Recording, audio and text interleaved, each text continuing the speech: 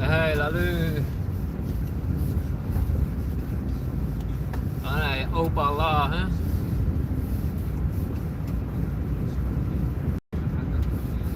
Opa la.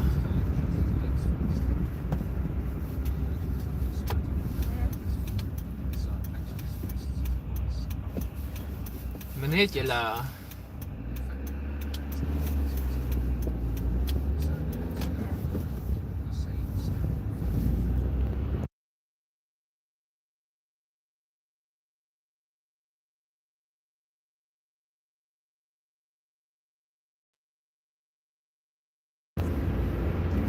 Oh, ben je ook ADHD? Ik ook. Oh nee, er staat A. Oh jawel, ADHD.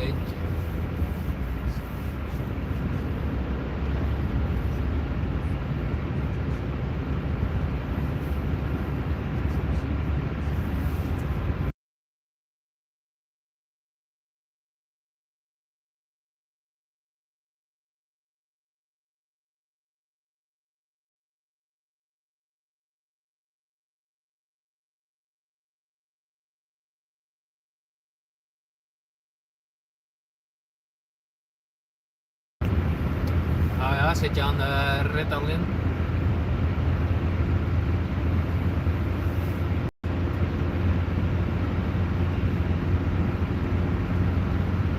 Nee, ik moet zo mijn vriendin ophalen.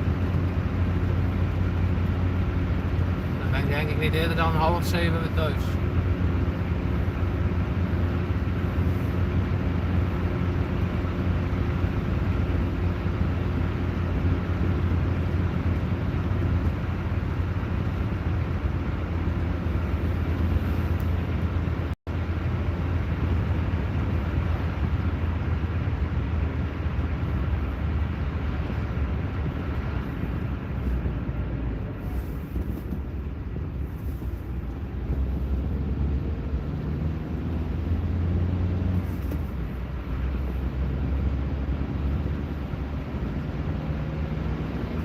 ADHD is niet een slecht ding, hè.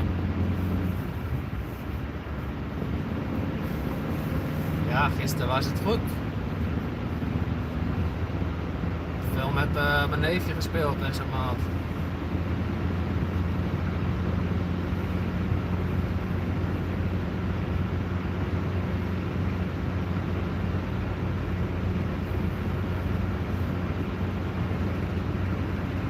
Ja jong, ADHD is juist een kracht. Daardoor kun je veel meer doorgaan. Waar normale mensen afhaken, gaan ADHD'ers gaan door.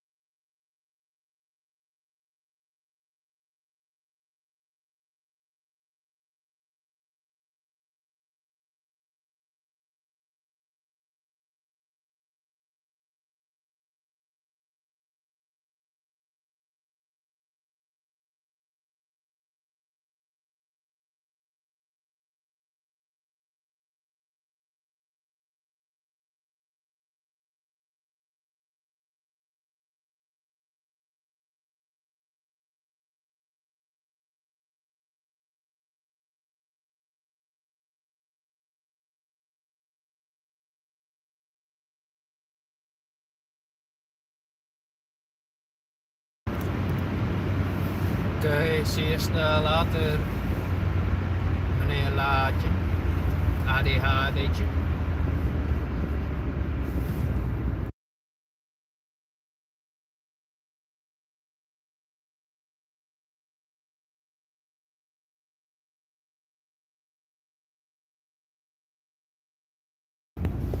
Bye bye.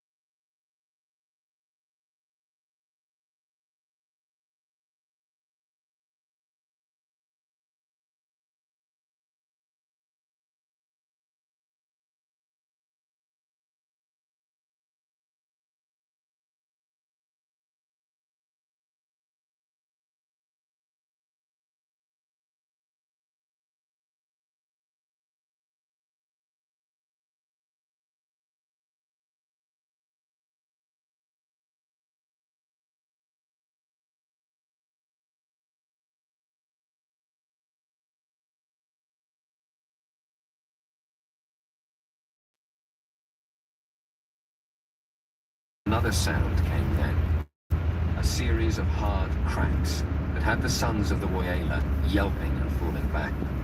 Gassar continued to protect his head on the ground until he heard Kachian's voice, tight with fury. He had brought men with him, and it had been their sticks Gassar had heard. "Stand, if you can, brother. Tell me who you want dead," Kachian snapped to Gassar. As Gassar lowered his hand, he spat red phlegm onto the grass, leaving himself to his feet. It was a mass of bruising and blood, and the Khan of the Woyela stiffened at the sight, his amusement fading. "This was a private matter," the Khan said quickly, as Kachian glared at him. "Your brother claimed no formal rank." Kachian looked at Gassar, who shrugged, wincing as his bruised body protested. Tamajay too had regained his feet, looking as pale as milk. His eyes were cold, and his shame made him angrier than Kassar or Katian had ever seen him. The third man straightened painfully, and Kassar nodded to him in thanks. He too had been battered, but he grinned infectiously as he raised his hands on his knees and panted. "Be careful," Katian murmured to his brothers, barely loud enough to hear. He had brought a bare dozen of his workers, all he could grab when he heard of the fight. They would last only moments before the armed men of the Woyala.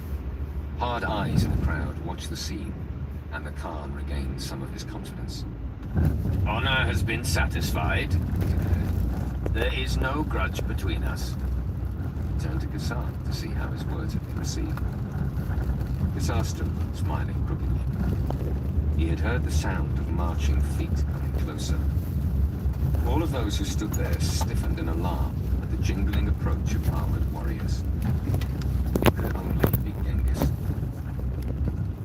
"There is no grudge," Katian hissed at the Khan.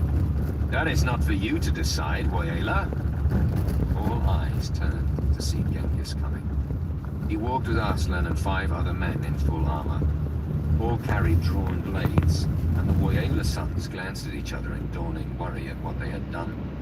They had talked of testing one of the brothers of Genghis, and that part had gone beautifully.